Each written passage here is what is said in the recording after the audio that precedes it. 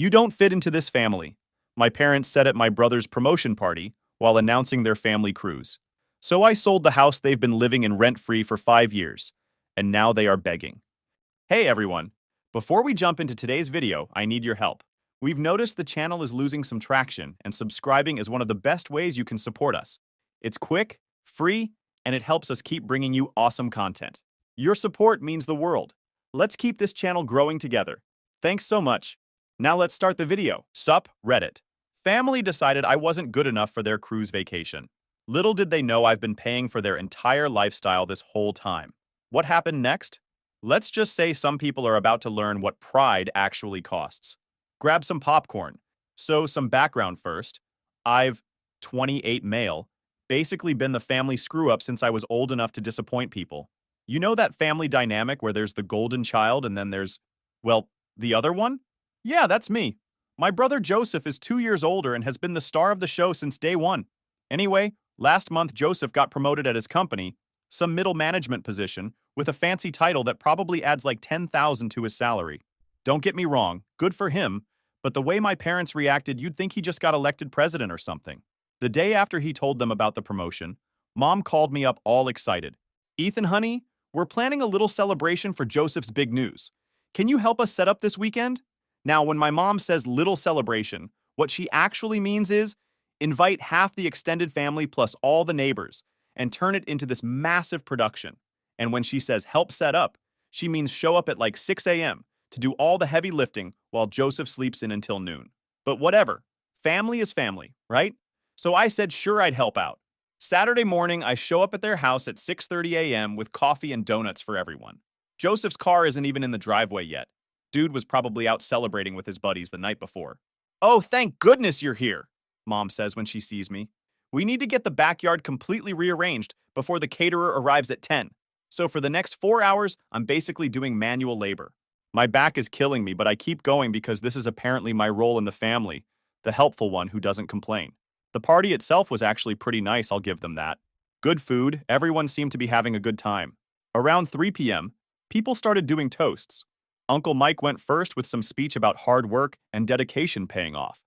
Then Dad tapped his fork against his glass to get everyone's attention. The whole backyard went quiet, and all eyes turned to him. Before we wrap this up, he said with this huge grin on his face, your mother and I have one more surprise to share. I was standing near the back with a trash bag in my hand, picking up empty plates. Figured maybe they were going to give Joseph some money for a down payment on a house, or help him buy a new car. Something nice, but not too crazy. What came next, though?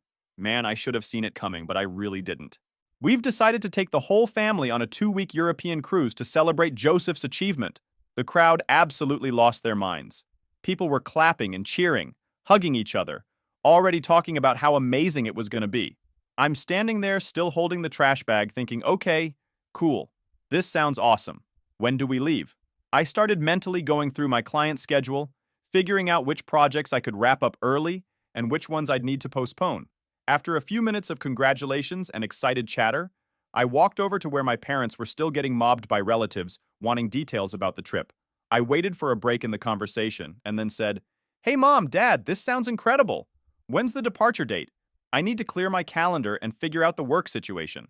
The look that crossed Dad's face. I should have known right then something was off. Like I just asked him for his kidney or told him I was joining a cult. Mom got this weird expression too, like she was trying to solve a math problem in her head. Oh, Dad said, and I could tell his whole tone had changed.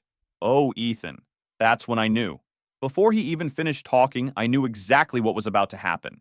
But I asked anyway because, what else do you do in that situation?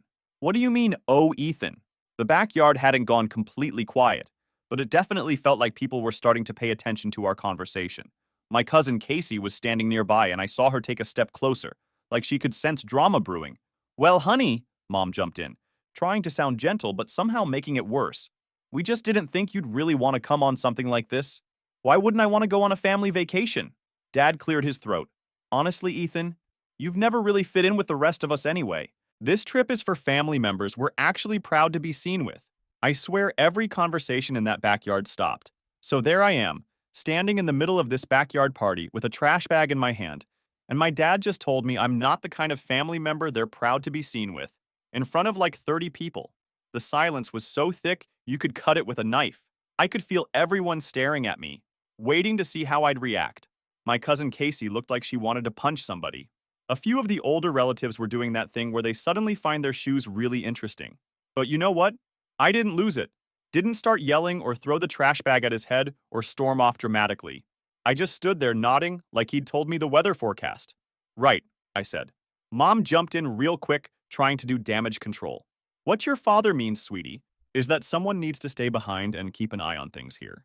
You know, water the plants, get the mail, make sure everything's secure. Plus, Dad added, apparently not done destroying me yet, this cruise is going to be very social. Lots of networking opportunities, meeting new people, formal dinners. That's just not really your scene, you know? Joseph finally spoke up, but not to defend me or anything. Yeah, man, it's going to be pretty intense. Like 12-hour days sometimes with all the excursions and stuff. Might be better if you just chill here. I wanted to ask what exactly made them think I couldn't handle meeting new people or eating dinner in a nice restaurant. But honestly, what was the point? They'd already made it clear how they saw me. The worst part was listening to other people start to agree with them. Aunt Linda nodded and said, Ethan's always been more of a homebody anyway. Uncle Mike chimed in with, yeah, someone responsible should definitely watch the house. But I just kept nodding and saying, yeah, totally, because what else was I going to do?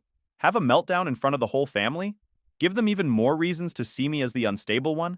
Casey walked over and stood next to me. This is really messed up, she whispered. It's fine, I told her, even though it obviously wasn't. The party kept going after that, but the energy was completely different. At least for me anyway. Everyone else seemed to move on pretty quick, going back to congratulating Joseph and asking excited questions about the cruise. Joseph was showing people pictures of the ship on his phone, pointing out which deck their cabins were on. Mom was already making packing lists and talking about what formal wear she'd need to bring. Meanwhile, I'm emptying ashtrays and folding up chairs like the hired help. Casey wasn't going either, but that was because she'd already planned a trip to visit her boyfriend's family that same week. At least she had a legitimate reason for not being included. Me? I was just not good enough, I guess. I excused myself and went inside to use the bathroom, but really I just needed a minute to process everything. Stood in front of the mirror trying to figure out how I felt about all this. Angry? Yeah, definitely angry. But also weirdly relieved. Like finally they'd just said out loud what I'd suspected for years, that I didn't really belong with them. Driving home to my apartment, I kept replaying Dad's words. Family members were actually proud to be seen with. That one's gonna stick with me for a while. But here's the thing they didn't know, and this is where the story gets interesting. That house they just partied in, the one they want me to house sit while they go on their family bonding cruise, yeah, that's actually my house. My grandparents bought a modest house in 1987. After my dad lost his job in 2009, my parents moved in with them temporarily, which ended up becoming permanent. Grandpa died suddenly 5 years ago, and Grandma passed 6 months later. Grandpa left the house to me. Parents were shocked. But here's the thing. My parents were already living there. Had been for years. All their stuff was there. They'd made it their home. It seemed cruel to just kick them out, especially right after losing both grandparents. So I made a deal with myself. I'd keep the house in my name, but let them stay. They were family, right? And maybe having that security would help repair our relationship somehow. Looking back now, that might have been the dumbest thing I ever did. For 5 years, I paid all the taxes and maintenance while they lived there rent-free. My parents never offered to help with any of it. Not once. They acted like they were doing me a favor by living there and taking care of the place. Meanwhile, I'm still renting my apartment, building my business slowly, basically living paycheck to paycheck while maintaining a house I don't even live in. Casey would bring it up sometimes. This is ridiculous, Ethan. You're subsidizing their entire living situation while they treat you like garbage. It's not that bad, I'd say, even though deep down I knew she was right. The really twisted part was how they talked about the house. Always our house this, and our neighborhood that. They'd complain about property values or talk about renovations they wanted to do, but never actually do anything about it because, hey, someone else was footing the bill. Last year, when I was doing my taxes, I calculated how much I'd spent on that house since inheriting it. Between property taxes, insurance, and maintenance, it was over $35,000. $35,000 keeping my parents comfortable while they told everyone I was the family failure. The lawyer had given me all the original paperwork, which I kept in a filing cabinet in my apartment, but I never seriously considered doing anything about it until the party. See, there's something about being told you're not good enough to vacation with your own family that really puts things in perspective. Suddenly, all those years of paying for their housing while they treated me like a disappointment started to feel pretty ridiculous. The morning after the party, I was sitting in my apartment drinking coffee and thinking about their cruise plans. 2 weeks in Europe probably cost them 15 grand easy. Money they had because they weren't paying rent or property taxes or home repairs. That's when I pulled out the filing cabinet and started looking through all the house paperwork again. The deed was crystal clear. Ethan Morrison, sole owner. The insurance policy had my name on it. Property tax bills addressed to me. For 5 years, I'd been the legal owner of that house while living like a broke college student in a one-bedroom apartment. Supporting their lifestyle while they planned family vacations, I wasn't invited to. I called Casey around noon. Hypothetically, I said, what would happen if I wanted to sell Grandpa's house? Hypothetically, you'd become about $200,000 richer based on current market values in that neighborhood. Why? Just curious. I looked around my cramped apartment. Kitchen barely big enough for one person, no dining room, windows that faced a brick wall. Meanwhile, my parents were living in a 3-bedroom house with a big backyard and 2-car garage. About a lot of things, I said. We talked for about an hour. Casey had always been the one person in my family who saw the situation clearly. She knew about the house ownership, had been there when the will was read, but she also knew I was too nice for my own good. Casey had been quiet for a while.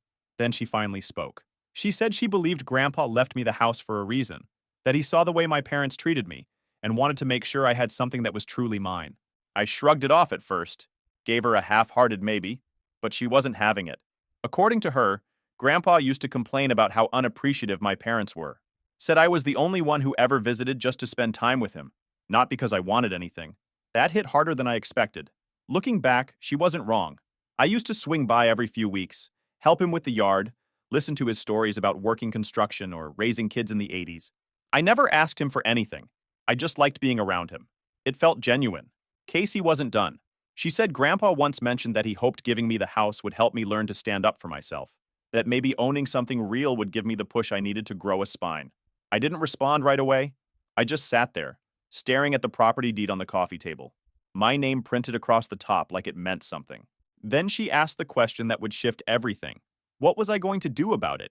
I didn't have an answer yet, but the ideas were starting to come together. So the next 2 weeks before their departure were pretty much torture. Every family group text was about cruise preparations. Every phone call included updates about shore excursions and dinner reservations. And I got exactly 0 of these messages, because apparently house sitters don't need to know about family vacation details. Joseph posted constant updates on social media about getting his passport renewed and buying new luggage. Mom kept calling Aunt Linda to coordinate outfits for formal night. Dad was researching European electrical adapters like he was planning a NASA mission. The really fun part was watching them stress about leaving their precious house unattended. Mom must have called me 6 times the week before departure with random instructions. Make sure you check all the locks every night. Sir, don't let any strangers inside, even if they say they're from the utility company. Dad gave me this whole lecture about being responsible and how they were trusting me with their most valuable possession. The irony was completely lost on him. This house means everything to us, Ethan. We've put our whole lives into making it a home. Yeah, Dad, with my money. But sure, go ahead and lecture me about responsibility. 3 days before they left, I did something I probably should have done years ago. I called a realtor. I told her I might be interested in selling a property and wanted to know what the process looked like. Called a realtor. She said the house was worth around $250,000 and could sell fast in this market. Life-changing money. But there was still this nagging voice in my head saying you can't just sell your parents' house. Even though technically it wasn't their house. Even though they'd just finished telling me I wasn't good enough to be seen with them in public. Saturday morning, departure day.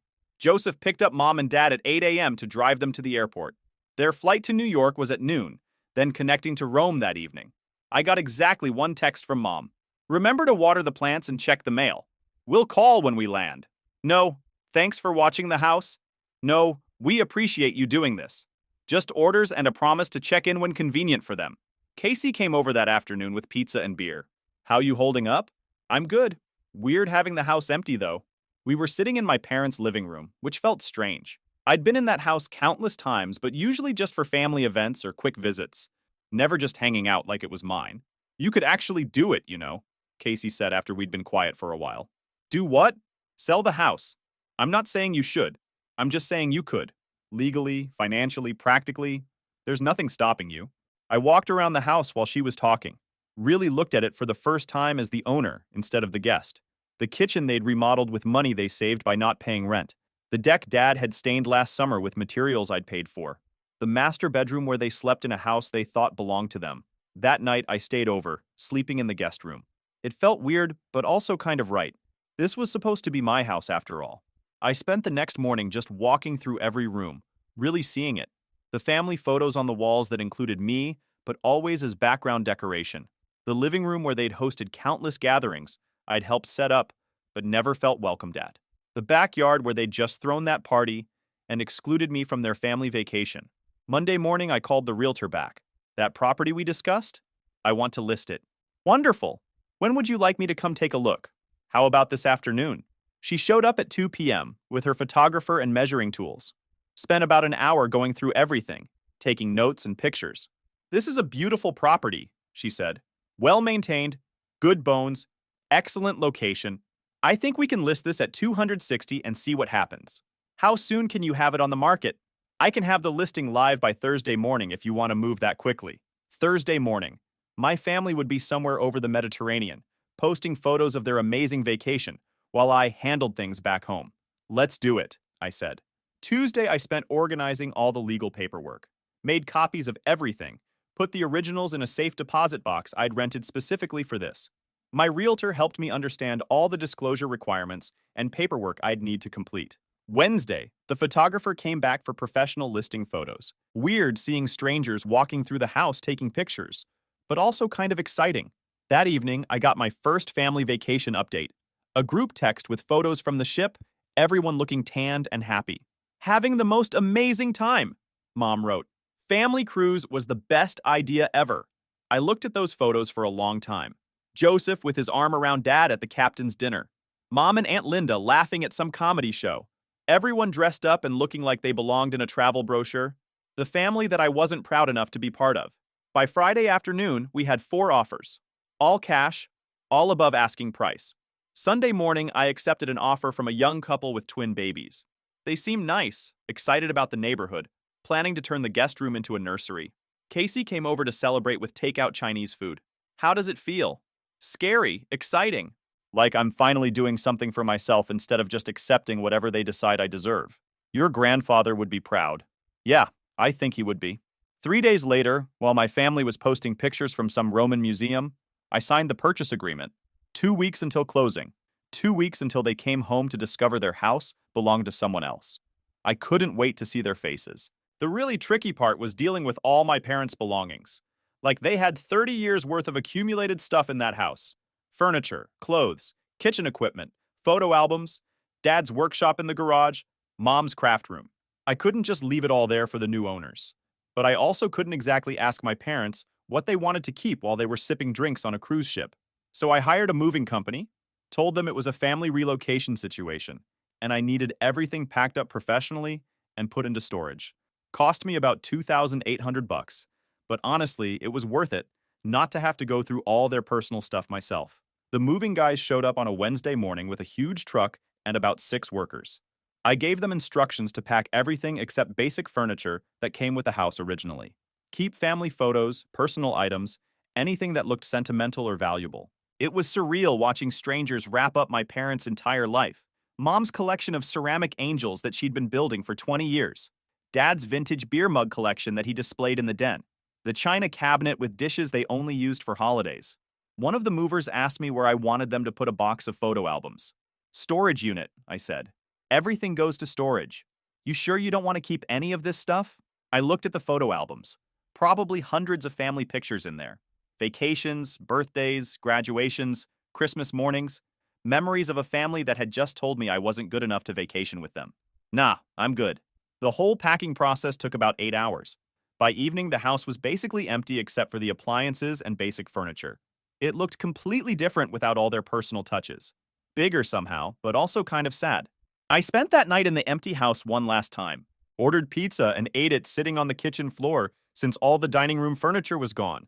Tried to imagine what it would have been like growing up here, feeling like I actually belonged. The storage unit I rented was one of those big climate-controlled ones across town. I paid for 6 months up front and kept the only key. Figured that was generous enough considering they were getting free storage for household items from a house they didn't even own. My parents' flight was supposed to land Wednesday evening, so the timing was cutting it close but doable. That morning, I woke up feeling weird. Not nervous exactly, but like I was about to cross some line I couldn't uncross. Once those papers were signed, that was it. No going back. Casey texted me around 10 a.m. Today's the day. You ready for this? As ready as I'll ever be. Want me to come to the closing for moral support? Nah, I got this, but thanks. The closing was at some lawyer's office downtown. Really fancy place with marble floors and dark wood paneling. Made me feel like I was doing something important and official. When we got to the financial section, I almost choked. After realtor fees, closing costs, and various taxes, the net proceeds came to $247,800.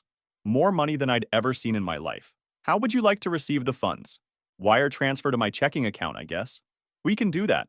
It'll be processed today and should show up in your account by tomorrow morning. After everyone else left, I sat in my car outside the lawyer's office for like 20 minutes, just processing what had just happened. I'd sold my family's house, my grandfather's house, the house I'd inherited and maintained for 5 years while being treated like a disappointment. It was done. No more property taxes, no more maintenance costs, no more subsidizing my parents' lifestyle while they excluded me from family activities. My phone buzzed with a notification from my banking app. Large deposit pending, $247,800, $250,000, from a house my grandfather left me because he wanted me to have security and stability. I drove to the storage unit to drop off the key and access information. Left it in an envelope with a note. Your belongings are in Unit 247B. Paid through January. Code is 0925. Same as Joseph's promotion date since that seemed important to everyone. Then I went home to my apartment and waited. Wednesday evening, I got a group text from Joseph. Landed! Amazing trip. Can't wait to tell everyone about it. Heading home now. I turned off my phone and went to bed early. Tomorrow was going to be interesting. Thursday morning, I woke up to 17 missed calls and about 30 text messages. It was time for the homecoming. First call came in around 6:30 p.m. Wednesday, probably right when they pulled into the driveway and saw unfamiliar cars parked there. Then a rapid-fire series of calls and texts as the situation escalated. Joseph's messages started confused. Dude, there are people in the house. Then worried. Ethan, call me back, something's wrong. Then angry. What the hell is happening? Answer your phone. Mom's texts were all panic mode. Ethan, please call immediately, there's been some mistake. These people say they own our house now. I don't understand what's happening. Dad's voicemails got progressively more furious. Started with demanding explanations, moved into accusations about how I must have screwed something up, ended with threats about what would happen when he figured out how to fix this mess. The best part was reading between the lines and imagining the scene. Picture this. They roll up to their house after 2 weeks of luxury cruise dining and European sightseeing, probably talking about what a great time they had bonding as a family. Dad's got a tan. Mom picked up some Italian leather purse. Joseph's already planning his next vacation. Then they see Mark's Honda Civic in the driveway where Dad's truck should be parked. Maybe some kids' toys on the front lawn. Different curtains in the windows. I bet Dad's first instinct was to march up and demand these trespassers explain themselves. Can you imagine Mark answering the door, probably holding one of his twin babies, confused about why these people think they live in his house? The police got called at some point Wednesday night. I could tell because one of Dad's later voicemails mentioned talking to officers who confirmed the sale was legal, but couldn't explain how it happened. By Thursday morning, the tone of the messages had shifted. Less confusion, more rage. They'd clearly figured out that I was involved somehow, even if they didn't understand the full scope yet. I let them stew for most of the morning while I handled some business stuff. Around noon, I finally called Dad back. He answered before the first ring finished. Ethan, what the hell is going on? There are strangers living in our house. Hey, Dad, how was the cruise? Don't you dare play games with me right now. We just got back and some family is claiming they bought our house. The police said it was a legal sale, but that's impossible. Actually, Dad, it's not impossible. I sold the house. Silence. Then, you what? I sold my house. You know, the one Grandpa left me 5 years ago? Found a nice family who wanted to buy it? Ethan, that's our house. We've lived there for 15 years. You lived there. In my house. That I inherited. That I legally own. Well, owned. Past tense now. There was a long stretch of silence on the other end. I could almost hear him trying to make sense of what I'd just said, trying to piece together how it all happened without him knowing. He finally spoke, voice tense and shaken, telling me I couldn't just sell someone else's house, that it was insane, that I needed to fix it immediately. But there was nothing to fix. The sale was done, the paperwork signed, new owners already settling in. The money had already hit my account. There was no going back. That's when he made this strangled sound like someone had punched him in the stomach. The reality was finally sinking in. Where, where are we supposed to live? Gee, Dad, I don't know. Where was I supposed to live when you decided I wasn't part of the family? I heard Mom crying in the background. Then she grabbed the phone. Ethan, honey, please tell me this is some kind of mistake. We can't be homeless. Where are we supposed to go? Well, Mom, you've got all those family members you're so proud to be seen with. Maybe one of them can help you out. You know, the ones from the cruise I wasn't good enough to join. This is different, Ethan. We need somewhere to live, and I needed to feel like I belonged in my own family. Guess we don't always get what we need. Joseph tried the guilt trip approach, talking about family bonds and how we needed to work together to solve this. Pretty rich coming from the guy who didn't say a word when they excluded me from their family bonding cruise. The whole conversation lasted maybe 20 minutes before I got tired of the circular arguing and hung up. Blocked their numbers immediately afterward because I wasn't interested in round two. The peace didn't last long, though. Friday afternoon, I was working from home when someone started pounding on my apartment door, like they were trying to break it down. I looked through the peephole and saw my entire family standing in the hallway. Mom, Dad, Joseph, even Aunt Linda was there. I opened the door but kept the chain lock on. Dad demanded I open up immediately, using that authoritative voice from when I was a kid. I told him I was fine talking through the chain. Mom started crying again about how I'd destroyed their lives. Joseph tried playing the reasonable mediator, saying we needed to fix the situation together. Dad pushed forward like he was planning to force his way in, but I made it clear he was staying put. That's when the real yelling started. Dad going off about ingratitude and family loyalty, how they'd raised me and put a roof over my head. I reminded him it was my grandfather's roof. Joseph joined in calling me childish and selfish. Even Aunt Linda was shaking her head calling me heartless. The neighbors started coming out to see what all the commotion was about. Mrs. Chen from next door was watching like this was premium entertainment. The situation was getting out of hand. I told them loud enough to cut through the yelling that they needed to leave immediately. Dad refused, saying they weren't going anywhere until I fixed this mess. So I pulled out my phone and called 911, put it on speaker so they could all hear me report several people refusing to leave my apartment and causing a disturbance. When the dispatcher asked if I was in danger, I said no immediate threat, but they were being aggressive and wouldn't leave when asked. The hallway went completely silent watching me give my address to the police. I told my family officers would be there in 10 minutes, and it was their choice whether to still be there when they arrived. Mom whispered something about calling police on family. I reminded her she'd called me someone she wasn't proud to be seen with. Dad looked like he wanted to keep arguing, but Joseph grabbed his arm and said they were leaving. Dad turned back at the elevator with some threat about this not being over. I told him it really was over and watched them disappear. Called 911 back to cancel the officers, since the situation was resolved. Casey came over that afternoon with takeout and congratulations. She'd heard through the family grapevine that my parents had spent Wednesday night at Joseph's apartment and were currently trying to figure out temporary housing arrangements. Apparently, the family group chat had exploded with theories about what happened. Some people thought it was identity theft or fraud. Others wondered if I'd had some kind of mental breakdown. A few relatives were actually asking questions about how exactly my parents had been living in a house they didn't own. The fallout spread pretty quickly through the extended family network. Aunt Linda called her husband, asking if they knew I owned the house. Uncle Mike started wondering why my parents never mentioned paying rent to anyone.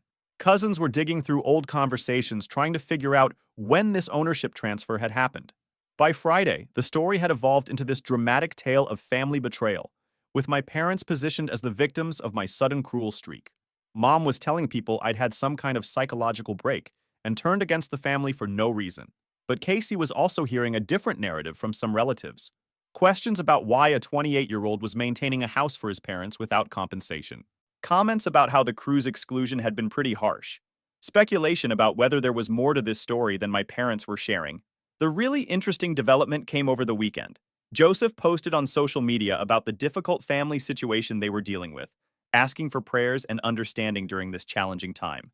Carefully worded to make himself look sympathetic without admitting any details. But the comment section told a different story. Several people asked why Ethan wasn't included in any of the cruise photos. Others mentioned how I'd seemed upset at the promotion party. A few family friends started putting pieces together and asking uncomfortable questions. Monday morning, I got a call from my parents' insurance company asking about the property transfer and whether coverage needed to be updated. Apparently, my parents had tried to file some kind of claim related to their belongings, not realizing they were no longer the homeowners. That same day, a lawyer called saying he represented my parents and wanted to discuss the property sale. I told him to put any communication in writing and hung up. Doubt they can afford a real lawyer anyway. Probably just some consultation they got to scare me. Tuesday, I heard through Casey that my parents had found a rental apartment across town. Nothing fancy, two-bedroom place in a complex near the highway. Quite a downgrade from the suburban house with a big backyard and two-car garage. Joseph was apparently handling the logistics, since my parents were too overwhelmed to deal with rental applications and security deposits. He'd been staying home from work helping them get settled, which probably wasn't great for his new promotion responsibilities. The storage unit situation added another layer of complexity. I'd left the access information, but my parents were having trouble accepting that all their belongings were packed away in boxes instead of carefully arranged in their familiar spaces. Mom kept calling the storage facility asking questions about temperature control and security cameras. Dad wanted to know if they could install additional locks or upgrade to a bigger unit. They were treating it like permanent housing instead of temporary storage for items from a house they no longer owned. By the end of that first week, the reality was setting in for everyone. This wasn't some misunderstanding that could be resolved with phone calls and family meetings. The house was sold, the money was in my account, and the new owners were already painting the kitchen and shopping for nursery furniture. My parents had gone from homeowners with 30 years of equity to renters starting over with whatever savings they had left after their European vacation. Joseph was stressed about supporting them financially while maintaining his own apartment. The extended family was divided between supporting my parents and questioning why this situation had developed in the first place. And me? I was apartment hunting in better neighborhoods, researching business expansion opportunities, and sleeping better than I had in years. Turns out there's something incredibly liberating about finally standing up for yourself after decades of being treated like the family disappointment. Who knew that refusing to be useful could feel so satisfying?